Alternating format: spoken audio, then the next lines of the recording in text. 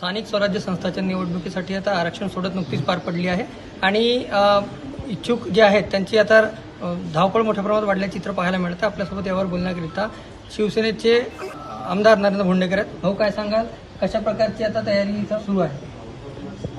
हो, आरक्षण जेव्हा अध्यक्षाचा निघाला आणि प्रभागाचं जे आरक्षण निघालं त्याच्यामुळे थोडंसं निवडणुकामध्ये आता सक्रिय वातावरण सुरू झालेलं आहे।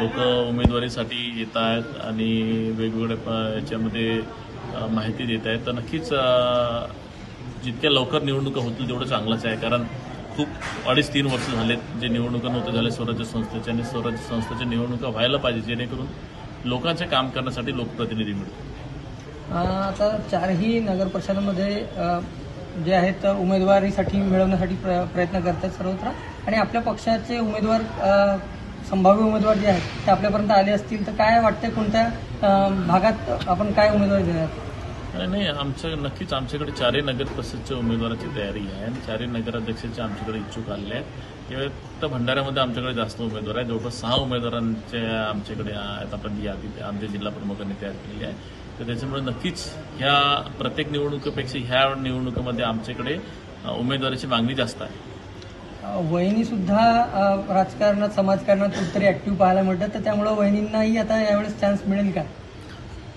खरं तर तिच्यावरती अन्यायच होते का 4 निवडणुकीमध्ये ती राजकारणात सक्रिय आहे, परंतु घरामध्ये मी असल्यामुळे आपण त्यांना थांबवत होतो। आता शेवटी वेळ ठरवेल काय करायचं, सगळे पदाधिकारी ठरवतील त्यांना लढायला पाहिजे की नाही लढायला पाहिजे। पण नक्कीच 6 लोकांमध्ये तिचं सुद्धा नाव समाविष्ट आहे आणि 6 लोकांच्या आमची जे कोर कमिटी आहे, जिल्हा प्रमुख असतील, प्रमुख पदाधिकारी असतील, ते ठरवतील 6 लोकांमध्ये कोणाला उमेदवार देईल। जो उमेदवार राहील त्याच्या ताकदीनं आम्ही काम करू। काय वाटते, युतीमध्ये आपण आतापर्यंत आहात, या निवडणुकांमध्ये ही युती काम करेल का की स्वतंत्र लढायची, काय स्ट्रॅटेजी नेमकी आपली काय आहे? नाही, स्वराज्य संस्थांच्या निवडणुका असतात हे कार्यकर्त्याला न्याय देण्यासाठी असतात, कारण कार्यकर्ता आपल्यासाठी राबतो।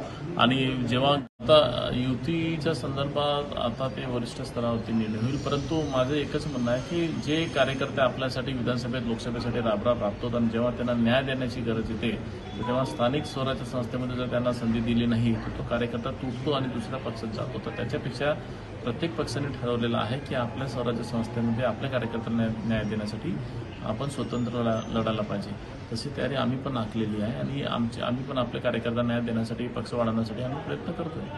आता युतीमध्ये जर राहायचं म्हटल्यानंतर कॉम्प्रोमाइजही काही ठिकाणी करावं लागेल, तर मग त्यासाठी आपलं काय प्लॅनिंग झालेलं आहे? मी तेच म्हटलं की युती जर केला तर 3 पक्षाची जर युती केला तर समजा 35 सीट आहेत, तो कोण 10 सीट घेईल कोण 15 सीट घेईल ह्याच्यामध्ये अडचण निर्माण होणार आहे। आणि एखादा पक्ष समजा 10-15 सीट घेतो तर बाकीच्या ठिकाणचे कार्यकर्ते, प्रभागाचे कार्यकर्ते ते दुसऱ्या पक्षात जाण्याची मोठी शक्यता, मग त्याला पक्षाला मोठं नुकसान होईल।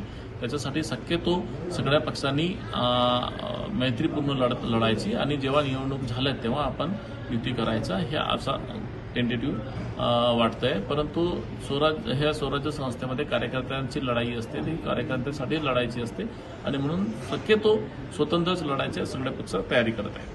नक्कीच स्थानिक स्वराज्य संस्थांच्या निवडणुका आता येत्या काळात पार पडणार आहेत, त्यामध्ये स्वतंत्र लढायची भूमिका सर्वात आधी पाहिली जाईल, असंही मत आमदार नरेंद्र भोंडेकर यांनी व्यक्त केलेलं आहे। Professor Patil, TV9 Marathi, Bhandara.